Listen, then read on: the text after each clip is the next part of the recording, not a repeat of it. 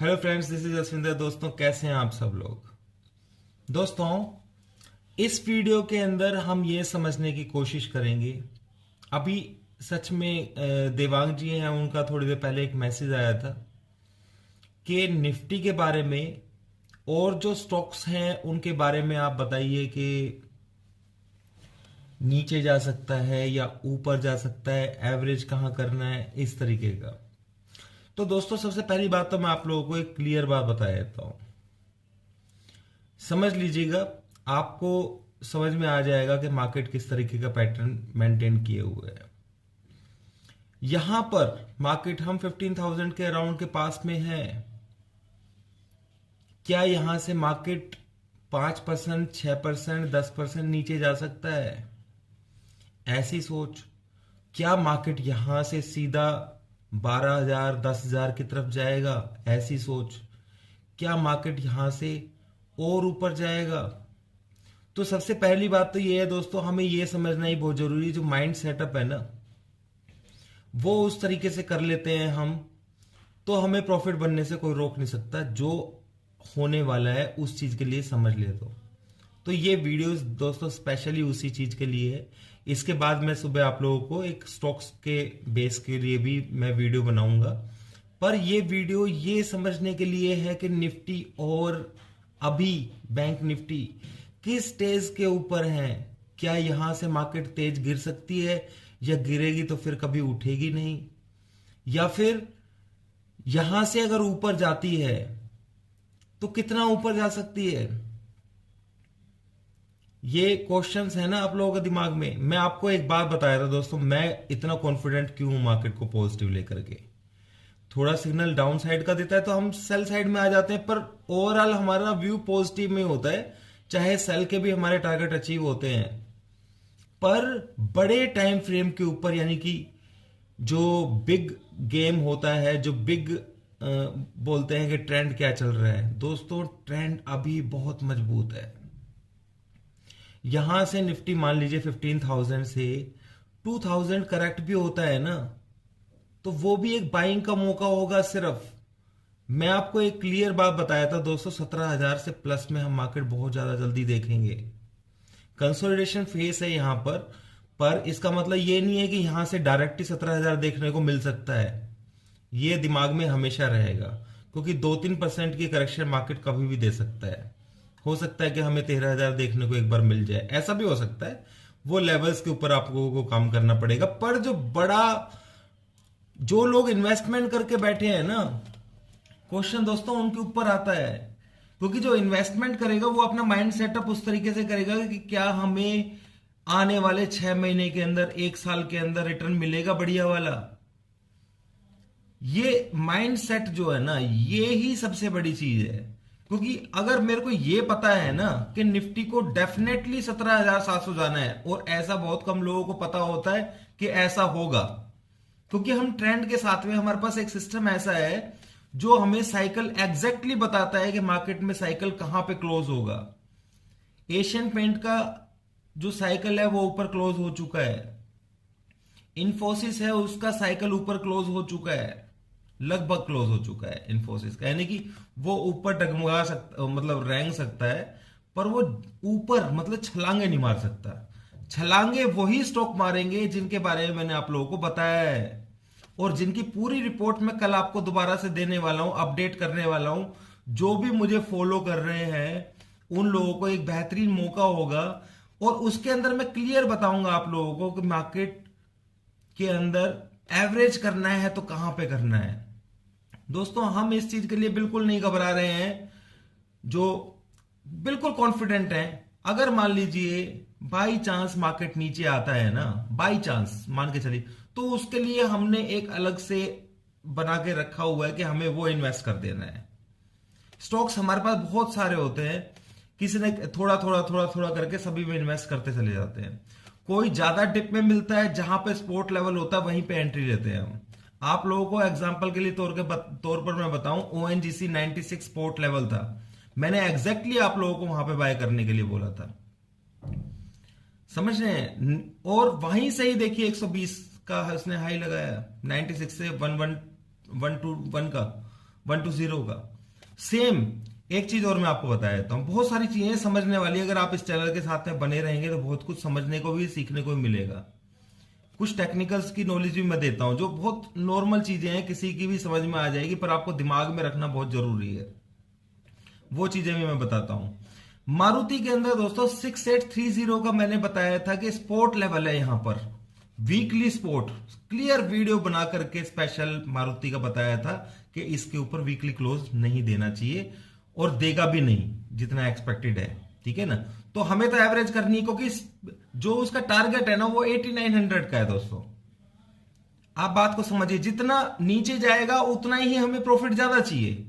तो हमारे साथ में ऐसा होता है, अगर मान लीजिए हमने 7600 पर, 8000 पर या 7200 पे बाय कर लिया है, तो क्या हम लोग उसको बाय करके पहले ही बाय कर लेंगे उससे परेशानी होगी हमें। अगर हम पहले ही उसको बाय करके चलेंगे तो वो हमें पहले बाय करेंगे तो हमें पूरा पैसा डाल देना चाहिए क्या उसमें। तो नीचे जो रूम बने होते हैं उसके लिए हमें अपने आप को माइंड सेटअप करके रखना पड़ता है। और मैं बिल्कुल ये कहता हूं कि हम एक स्टॉक के अंदर पैसा नहीं लगाते हैं, और ना मैं लगाने के लिए बोलता हूं। उसका कारण भी यही है कि टारगेट सभी ने देने हैं, पर किसी ने जल्दी देना है, किसी ने देर में देना है। मारुति है अभी जैसे 6830 के आ गया 73 के ऊपर, 500 पॉइंट बढ़ने में टाइम नहीं लगा। मैं इसीलिए बोलता हूं कि इन्वेस्टमेंट अगर आप पूरे फुल मनी के साथ में करेंगे तो आपको परेशानी नहीं होगी, और आपको ये व्यू लेकर के चलना पड़ेगा। आपको टेंशन नहीं है। टेंशन किस चीज की होती है दिमाग में, मैं आपको बताता हूं। टेंशन हमारे दिमाग में तब होती है जब हम फ्यूचर्स में ट्रेड करते हैं और हमें 2 या 3% का ही नीचे आती है, हमारे को टेंशन शुरू हो जाती है। आप पोर्टफोलियो को जो बनाते हैं ना, ट्रेडिंग करने का तरीका चेंज कीजिए दोस्तों। अगर वो ट्रेडिंग करने का तरीका आप चेंज नहीं करेंगे तो मात खा जाएंगे। मार्केट ऐसे लोगों को ही तो ग्रास बनाती है, क्योंकि आप लोगों के अंदर पेशेंस की कमी आ जाती है। और क्या मुझे बताइए, इस तरीके की ट्रेडिंग करने से, जो मैं तो इंट्राडे के लेवल्स देता हूं दोस्तों, मेरी मजबूरी है क्योंकि आप लोगों को अपडेट करना पड़ता है मुझे, ठीक है। पर रियली मैं मना करता हूं कि इंट्राडे में ट्रेड करना ही नहीं चाहिए, ये सच्चाई है। इंट्राडे में ट्रेड नहीं करना चाहिए। अपने पोर्टफोलियो को मैनेज करो, क्योंकि जो हार्ट बीट्स है उसको बढ़ाने से फायदा नहीं है। आपको अगर ये पता लग जाए कि भाई ये टारगेट आना है, ठीक है ना, 100% आना है, तो क्या आप लोग उसको किस तरीके से मैनेज करेंगे। दुनिया के पास तो ये होता ही नहीं है। एक एग्जांपल के लिए तौर पे बताता हूं दोस्तों, मैंने शायद पहले ही बताया था, 2005-2006 के अंदर रिलायंस कैपिटल 125 रुपीज का था, जो 2200-2300 तक चला गया था।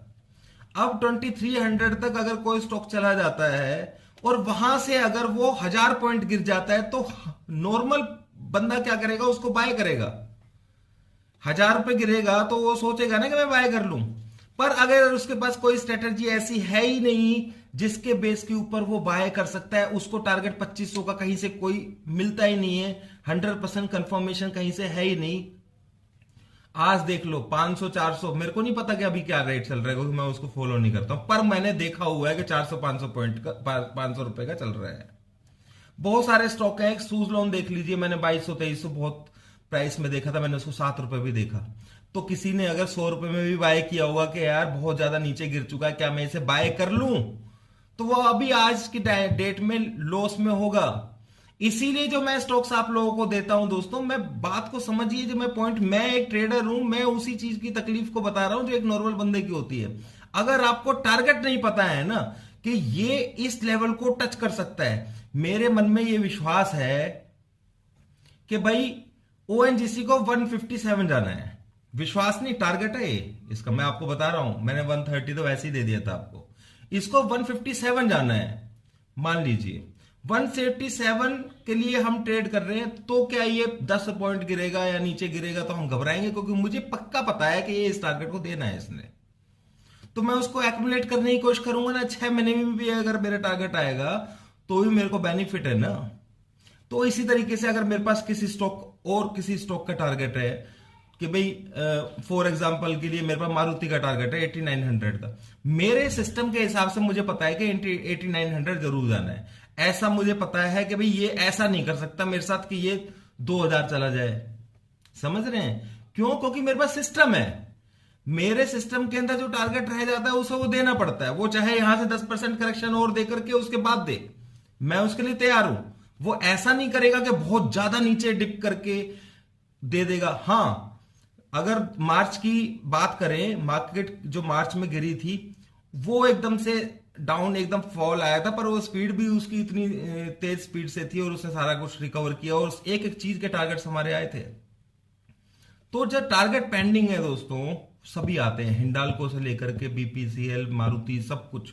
तो नीचे के भी टारगेट आएंगे, ऊपर के भी टारगेट आते हैं। अभी साइकिल ऊपर का चल रहा है तो पहले सारे के सारे ऊपर के फिनिश करके चलेगा, फिर नीचे की जब तरफ देखेंगे ना हम, तो भी उसमें भी पैसा कमाने को मिलेगा, पर साइकिल कंप्लीट होने के बाद।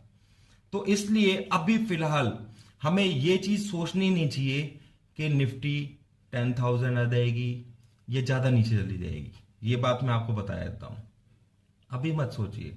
मार्केट बुल रन में है फिलहाल, कंसोलिडेशन कर सकती है, 2-3%, 5% नीचे गिरती है, वो बाइंग का अपॉर्चुनिटी है। ये मैं आपको बता देता हूं, क्योंकि मार्केट को एक तरफा साइड में ऊपर की तरफ ट्रेंड चला हुआ है। ये ट्रेंड ऐसा है दोस्तों, ये जल्दी से हटने वाला नहीं है जब तक कि, क्योंकि मैंने जो अभी आपको 17,000 का प्लस का टारगेट बताया है ना मैंने आपको, वो भी अगर मैं कैलकुलेशन देखूं ना स्टॉक्स के बारे में कि मारुति 8900 होगा तो निफ्टी किस रेट में होगा, या मैं क्या कहते हैं देखता हूं कि ओएनजीसी का अगर 157 का टारगेट होगा तो निफ्टी किस रेट में होगा, या फिर और बहुत सारे स्टॉक्स हैं, एसबीआई के बारे में मैं सोचूं कि 600 का होगा तो निफ्टी का क्या रेट होगा, तो मेरी तो बुद्धि एकदम से घूम जाती है। और अगर मैं निफ्टी के चार्ट की बात करूं या बैंक निफ्टी के चार्ट की बात करूं तो दोनों खुला आसमान है रियली में। तो ये तो हम टारगेट मिनिमम लेकर के चल रहे हैं, कंसोलिडेशन कर रही है, लोगों को फंसाएगी। अच्छा, एक चीज और मैं आपको बताना चाहूंगा, लोगों के अंदर डर कितना बैठा हुआ है। मार्केट के अंदर सेलर्स ऊपर से माल फेंकते हैं तेजी से, आप उसकी साइकोलॉजी को समझने की कोशिश कीजिए। ऊपर से माल फेंकते हैं तेजी से, स्पीड से गिरती है मार्केट। 250 तो बंद हुई थी 15,250, ठीक है, और खुलती है 15,000। तो वहां पे आदमी क्या करेगा? जिस बंदे के पास सिस्टम नहीं है, कुछ नहीं है, वो वहां पे क्या करेगा? निकालने की कोशिश करेगा, यार भाई मैं तो कहीं घबरा गया, अगर मेरी कोई पोजीशन होगी तो मैं निकल लेता हूं। तो जो बिग फिशेज है ना, वो इस चीज का फायदा उठाते हैं, वहां पे वो माल खरीदते हैं और आपको पता भी नहीं लगता, इतनी स्पीड से मार्केट को ऊपर लेके जाते हैं। आपका दिमाग में क्या आएगा? अरे यार ये मार्केट तो गिर नहीं रही है, ऊपर खरीदने की कोशिश करते हो, तो आपको ऊपर खरीदवाएंगे, नीचे बेचेंगे। अब ये जो सिस्टम चला हुआ है कि मार्केट 300 पॉइंट ऊपर जाता है, फिर नेक्स्ट डे 300 पॉइंट नीचे आ जाता है, ये क्या कर रहा है आपके साथ में?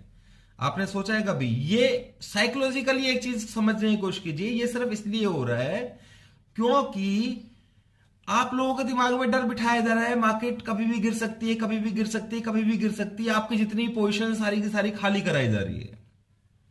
मार्केट को ये जब तक आपके दिमाग में डर रहेगा, क्योंकि जो सिचुएशन उसने अभी 1 साल पहले की थी, उसके बाद जो डर बैठ जाता है ना लोगों को, भाई कभी भी 10,000 देखने को मिल जाएगा, कभी भी, मतलब मैं नहीं कहता कि एकदम से, मैंने अभी बताया भी है, तो वो चीज अभी नहीं होने वाली है। वो पहले साइकिल पूरा होगा, और जब साइकिल पूरा हो जाएगा ना, उस वक्त कोई आदमी सेल के बारे में सोचने की कोशिश भी नहीं करेगा।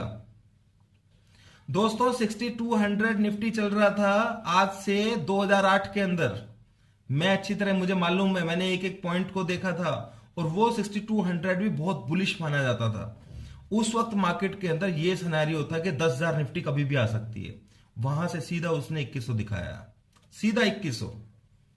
तो वहां पर लोगों की सोच ये हो गई थी कि भाई हमें खरीदना है, खरीदना है, खरीदना है, हमें खरीदना है, बस ऐसा बना दिया था। तो वो जो टाइम है ना, वो अभी पहुंचा नहीं है, वो जो लेवल है वो अभी आया नहीं है। वो लेवल जब आ जाएगा कि हर आदमी ये सोचेगा कि मैं जो मर्जी, जो होते हैं ना छोटे मोटे टिंडे मिंडे जैसे भी स्टॉक्स होते हैं, टेढ़े मेढ़े स्टॉक्स, वो भी भागना शुरू कर देते हैं जब बुल मार्केट कंप्लीट होता है। तो कंप्लीट तो होगा, हर चीज का कंप्लीट होती है, चाहे वो क्रूड हो या गोल्ड हो, कोई भी चीज हो। क्रूड को मैंने 140 भी देखा हुआ है, $145 भी देखा हुआ है, और उसके तुरंत 3 महीने बाद मैंने $30 भी देखा हुआ है। तो हर चीज साइकिल के ऊपर मेंटेन्ड होती है।